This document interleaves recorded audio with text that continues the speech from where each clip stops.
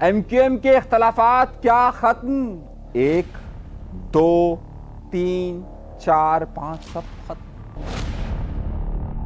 اور Peoples party پر شدید وار، لیکن کیوں؟ ملک ریاض کی اندر کی ایک بڑی تہلکہ انگیز کہانی اس وقت آپ کے سامنے رکھوں گا، اور ایک اور بات پاکستان پیپلز پارٹی نے کون سے مہرے آگے کیے ہیں، سوال آپ کو، جواب بھی آپ کو، اور بڑی اہم چیز آپ کے سامنے رکھنے والے ہیں۔ اپنے پروگرام کا باقاعدہ آغاز کرتے ہیں اپنے پروردگار کے شکر سے۔ بہت بڑی اور اہم خبروں کے ساتھ آپ کے ساتھ شریک گفتگو ہوں، اور اس سے پہلے کہ میں آپ کو وہ تہلکہ انگیز خبریں دوں اور اندر کی کہانیاں ہم آپ کو سنائیں، ایک درخواست جو ہمیشہ آپ سے کی جاتی ہے وہ یہ کہ چینل ضرور سبسکرائب کیجئے۔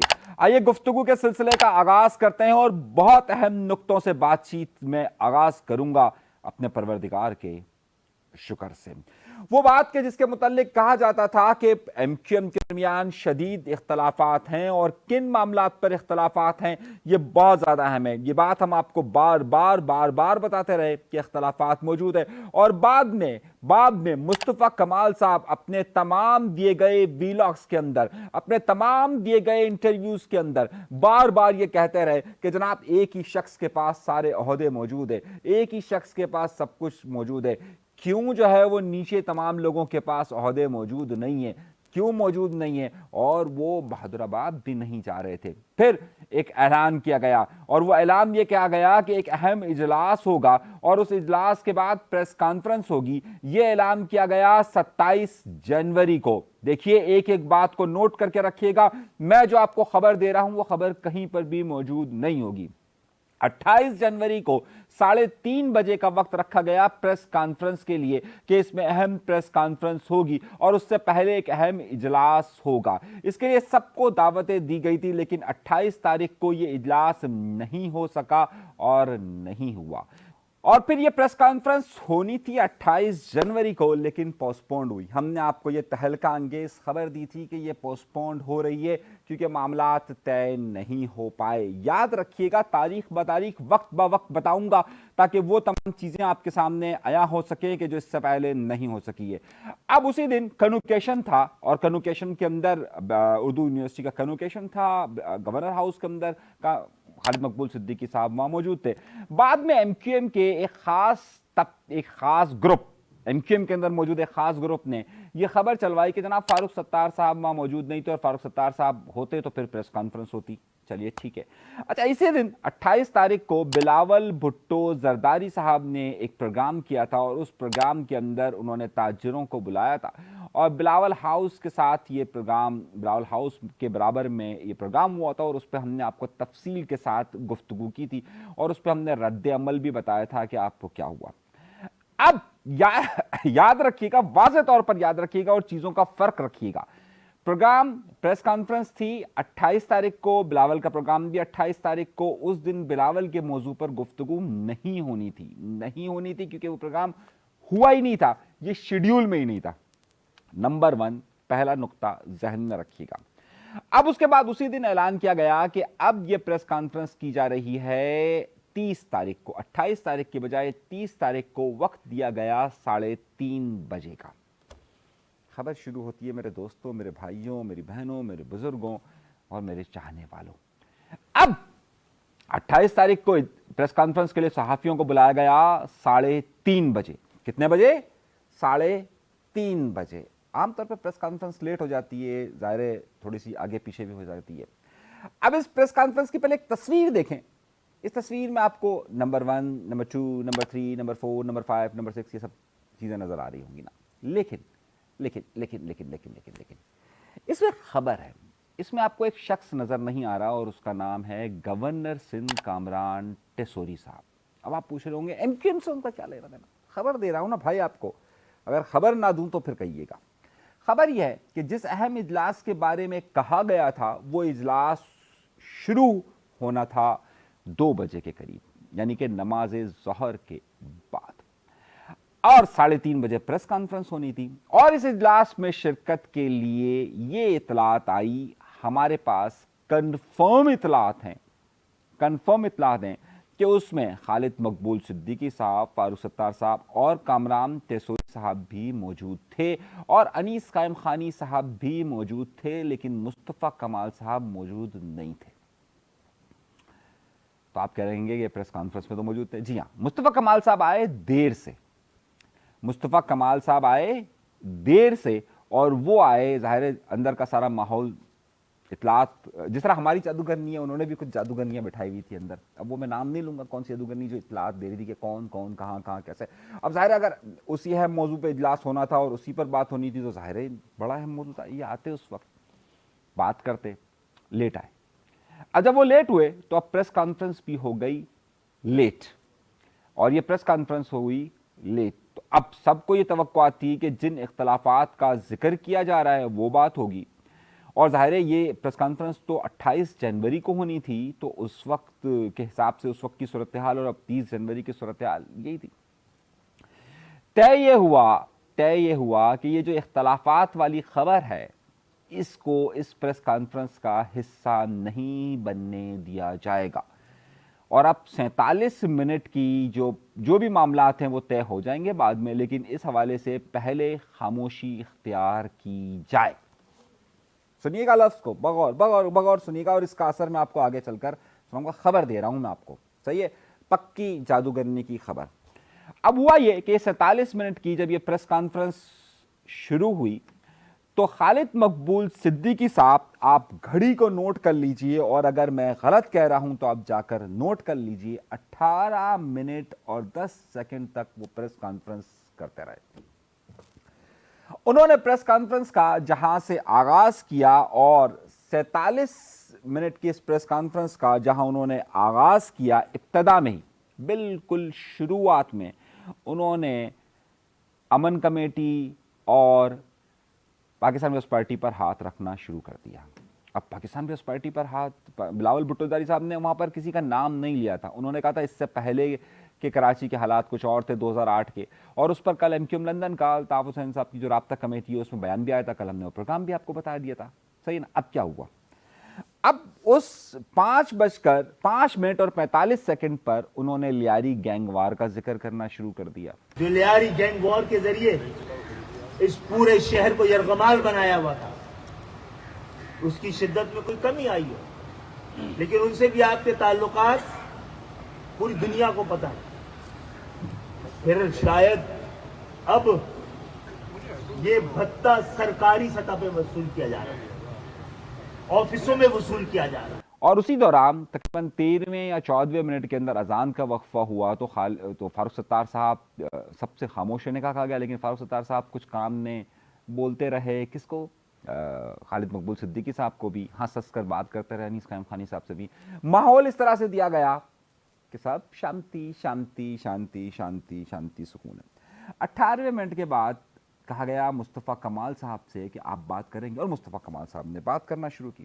10 منٹ انہوں نے بات کی، کوئی وہ جو باتیں وہ وہاں میڈیا میں کر رہے تھے ایک بھی ذکر نہیں کیا، کیونکہ طے ہو چکا تھا۔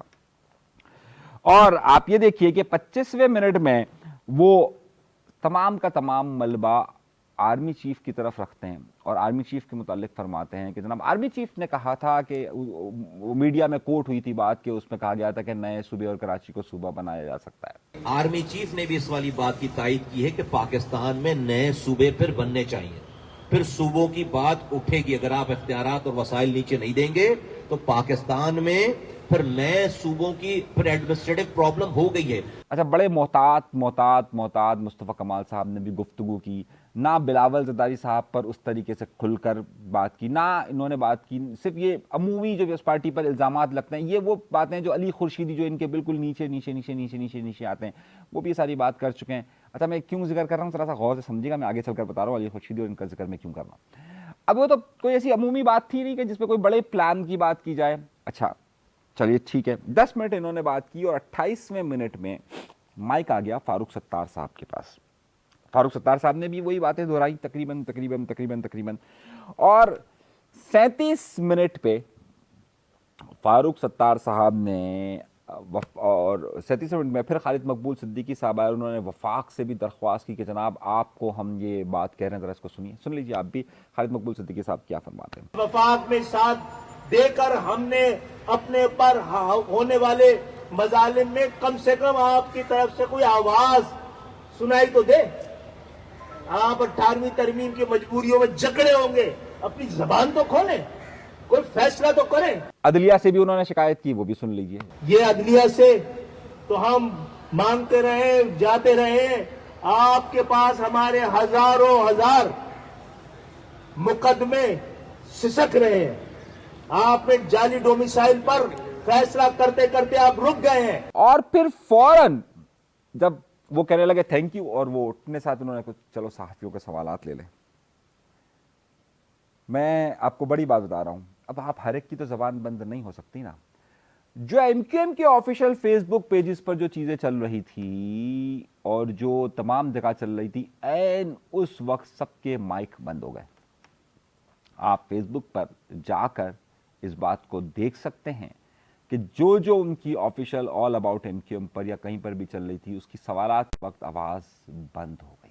صحیح ہے, اب میں آپ کو خبریں دے رہا ہوں, خبروں پہ خبریں, آگے بہت بڑی بڑی خبریں دوں گا, ذرا سنتے جائیے. اب جو بقایا 8 منٹ تھے اس میں سوالات بھی تھے. اب ظاہر صحافی بھی تو بہت سارے ہوتے ہیں نا, کہ اب اس صحافیوں میں سے کسی نے بھی اس جز پر سوال نہیں پوچھا. اب آپ کو حیرت ہوگی کہ جو بات ہر ایک کی زبان پر ہے وہ سوال کیوں نہیں پوچھا جا رہا, سوائے ایک صحافی نے, اور وہ بھی یہ پوچھا کہ جناب آپ پارلیمانی لیڈر کا انتخاب کب کریں گے. اچھا, فوراً انہوں نے جب یہ سوالات ختم ہوئے تو انہوں نے فوراً کہ بس شکریہ, اور کسی بھی ایسے صحافی کا سوالات نہیں لیا گیا کہ جو اختلاف پر بات کرتا. جو 3 سوالات لیے گئے وہ بھی پرٹیکولر اسی حوالوں سے تھے کہ جس میں ظاہر ان کو بات کرنی تھی, ان کے حوالے سے تھا. سو اس پریس کانفرنس میں سوائے اس خالد مقبول صدیقی کے جو وہ آخر میں یہ کہتے ہیں کہ جناب پارلیمانی ایک جو کمرہ ہوتا ہے وہ تو ایک ایسی ہی بات ہے, وہ بھی جلد ہو جائے گا, کیونکہ اس میں مسئلہ چل رہا تھا کہ پارلیمانی لیڈر کا انہوں نے نام نہیں دیا, جو مصطفیٰ کمال صاحب نے شکایت کی تھی آن میڈیا کہ جناب پارلیمانی لیڈر کا انتخاب نہیں کیا گیا. تو اس پہ انہوں نے کہا تو صرف کمرے کا مسئلہ ہوتا ہے, تو ان کو کمرہ ملنے کا ہوتا ہے, وہ تو چلے کوئی مسئلہ نہیں ہو, تو بعد میں حل ہو جائے گا. معاملہ رک گیا, عہدوں کی تقسیم نہیں ہو سکی. تو کیا عہدوں کے متعلق کوئی فارمولہ طے ہو چکا ہے؟ کیا عہدوں کے متعلق تمام چیزیں بات ہو چکی ہیں؟ صرف یہ انڈرسٹینڈنگ اس میٹنگ کے اندر ہوئی ہے کہ جناب میڈیا میں اس حوالے سے گفتگو سے اجتناب کیا جائے. ٹائم کلنگ پالیسی کو اپنا لیا گیا ہے. وجہ یہ ہے کہ اب کسی اور کے پاس کوئی اور راستہ نہیں ہے. اور میں نے آپ سے کہا تھا نا بیسٹ آف لک, یاد ہے میں نے کہا تھا کہ بیسٹ آف لک, تو وہی معاملہ ہے. یہ اختلافات ختم نہیں ہوئے, لیکن خبر ابھی رکی نہیں ہے. خبر کو آگے دیکھیے. سو یہ اختلافات تاحال برقرار ہے جب تک اعلانات نہیں ہوتے. نہیں, یہ اعلانات کا معاملہ نہیں ہے, یہ طاقت کے حصول اور اختیار کے حصول کا معاملہ ہے. اب اس کے بعد ہوا یہ کہ ہم نے پاکستان پیپلز پارٹی نے جیسے ہی پریس کانفرنس ختم ہوئی اپنی بہت نچلی سطح سے, نہ اب ظاہر وہ بلاول پہ تنقید کر رہے تھے خالد مقبول صدیقی صاحب, انہوں نے اپنے بہت جو معاون خصوصی بنائے ہوئے ہیں بہت نچلے سطح پہ, ان سے یہ کہا کہ آپ فوراً بیانات جاری کریں. لیکن کس سے کہا؟ اب میں آپ کو خبر دیتا ہوں. بیانات جاری کروائے گئے نادر قبول صاحب سے. اب نادر قبول کون ہے؟ نادر قبول ہے نبیل قبول کا بیٹا, نادر قبول. اور وہ کہہ رہا ہے کہ MQM کو وہ بات یاد رہنی چاہیے کہ جب ان کے رہنما نے کہا تھا کہ اسلحہ خریدو, ارے بھائی اس کے بعد تو آپ کے والد محترم MQM کے ٹکٹ پر الیکشن لڑے. حیرت ہے نا. اب جان بوجھ کے ایسے ناموں کو آگے کیا گیا کہ جن کا ماضی MQM سے لپٹا ہوا ہے. نادر قبول صاحب, وہ میں تو سمجھا بھائی, انہوں نے بیان دیا, میں نے کہا یار سے پوچھا تھا نبیل قبول صاحب بھی تو MQM میں تھے نا؟ نہیں تھے نا, اور اس بیانات سے پہلے تھے. وہ تو تعریفیں کیا کرتے تھے اس بانی کی, جیسے یہ لوگ کیا کرتے ہیں, تھے. صحیح ہے. تو وہ تو جس پر وہ تنقید کر رہے ہیں وہ تو ان کا اس کے ساتھ کنیکٹ ہے. اور خاص طور پہ جب یہ لیاری گینگ وار کا ایشو چل رہا تھا اس وقت تو وہ ساتھ تھے, ہے نا. اچھا, اب دوسری تنقید کہاں سے آئی؟ سمیتا صاحبہ سے. میں ظاہر ہے یہ اب پاکستان پیپلز پارٹی کا حصہ ہے, لیکن سمیتا صاحبہ بھی جو تنقید کر رہی ہے وہ ایم کیو ایم کی پالیسیز پر تنقید کر رہی ہے.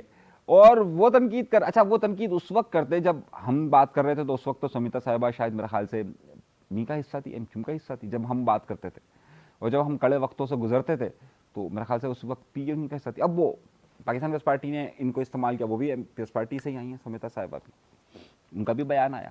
ایم کیو ایم وہی اپنی روایتی الزامات دہرا رہی ہے اور تقسیم اور لسانی کی سیاست کی کوشش کر رہی ہے.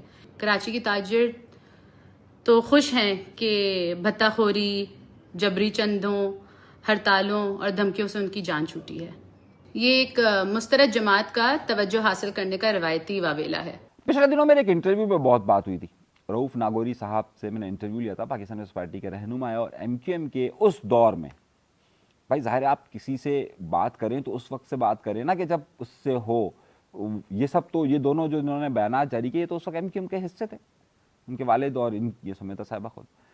ہم نے ایک انٹرویو کیا تھا رؤوف ناگوری صاحب کا. اچھا, رؤوف ناگوری صاحب اس زمانے میں بھی ایم کیو ایم کی مخالفت میں تھے اور ایم کیو ایم کے خلاف بات کرتے تھے, اور آج کل پھر جب پاکستان پیپلز پارٹی سے ہی وابستہ ہیں. ہم نے ان سے پوچھا, ہم نے کہا رؤوف بھائی ذرا یہ بتائیں, آپ تو بات کر رہے تھے کہ ایم کیو ایم سے ہمارے تعاون بہتر ہے, کیا معاملات ہیں, کیسے ہیں. تو ابھی ہم نے فوراً سے کہا, آپ نے تو باتیں کہی تھی کہ جناب جو کوئی بھی پاکستان پیپلز پارٹی کے خلاف بات کرے گا یا جو کوئی بھی ایسا گروپ آئے گا تو میں صف اول پر ہوں. تو اب کیا کہتے ہیں, ذرا سنیے رؤوف ناگوری صاحب کا بیان. اب تو ہم نے اصل میں اسی وقت کی کنفرمیشن کہی ہے کہ جب ظاہر ہے انہوں نے جو باتیں کہی تھی, ہم نے کہا اب جواب تو آپ بھی دیجیے رؤوف ناگوری صاحب, آپ کیا کہتے ہیں, اب کیا بات. انیس بھائی السلام علیکم. انیس بھائی, جیسا کہ آپ جانتے ہیں آج جو یہ press conference M Q M Pakistan نے کی ہے, کراچی شہر جو آپ جانتے ہیں جو ان کے ہاتھوں میں رہا ہے تو کیا حال رہا ہے کراچی کا. اب جب شہر اچھے ہونے کی طرف جا رہا ہے تو انہیں پریشانی ہو رہی ہے. تاجروں سے اتنی بڑی تاجروں کی تعداد, جو چیئرمین بلاول بھٹو نے ادھر اگر کچھ سچ باتیں کہہ دی ہیں تو انہیں پریشانی ہو رہی ہے. رہی گینگ وار امن کمیٹی کی بات, تو یہ ساری دنیا جانتی ہے, اس سے پیپلز پارٹی کا کبھی کوئی تعلق رہا نہیں ہے, بلکہ اس نے پیپلز پارٹی کو نقصان ہی دیا ہے. پیپلز پارٹی کے ورکروں کو, پیپلز پارٹی کے عہدیداروں کو مارا گیا ہے, انہیں شہید کیا گیا ہے, انہیں گھروں سے نکالا گیا ہے. تو یہ سب امن کمیٹی نے ہی کیا تھا. رہی شہر کی بات کہ شہر کے حالات, تو شہر کے حالات یہ 3 کروڑ 2.5 کروڑ کی آبادی ہے, اس میں چھوٹے موٹے ہر بڑے دنیا کے ہر بڑے چھوٹے ممالک میں یہ ہوتا ہے, چھوٹے موٹے حالات ہوتے ہیں. اب وہ حالات نہیں ہیں جو کسی زمانے میں بوری بند لاشیں ملتی تھیں یا 100 آدمی ایک دن میں قتل ہوا کرتے تھے.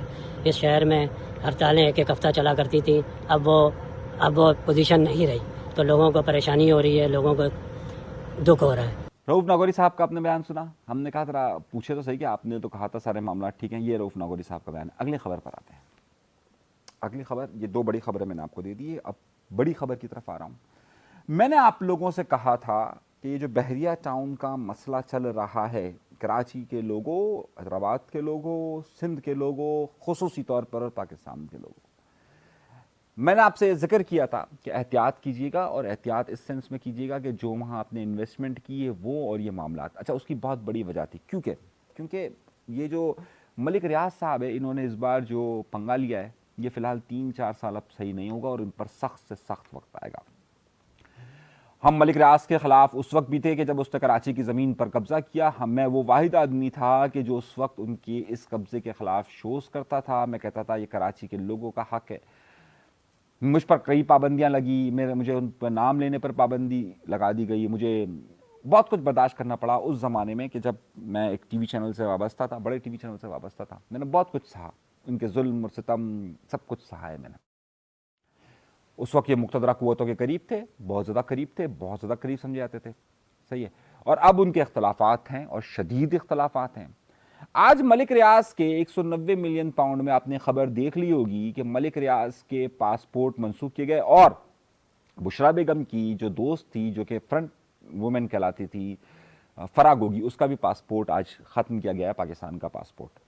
میں آپ کو کچھ باتیں بڑی اہم بتانے والا ہوں. اب ان لوگوں نے کچھ آئیلینڈز, کچھ ایسے جزائر ہیں کہ جن کے آئیلینڈ ٹائپ کنٹریز ہوتے ہیں, صحیح, بہت چھوٹے چھوٹے ملک ہوتے ہیں جو 1 لاکھ یا 2 لاکھ ڈالر دینے پر آپ کو نیشنلٹی دے دیتے ہیں. انہوں نے ان کی نیشنلٹیز لی ہوئی ہیں, فرا گوگی نے بھی لی ہوئی ہے اور اس نے بھی لی ہوئی ہے, ملک ریاض نے بھی, صحیح ہے. تو ان کے پاس ایک ایکسٹرا پاسپورٹ موجود ہے. ان کے پاسپورٹ یہاں سے منسوخ کیے گئے, یہ لوگ اب اس پاسپورٹ پہ ٹریول کریں گے.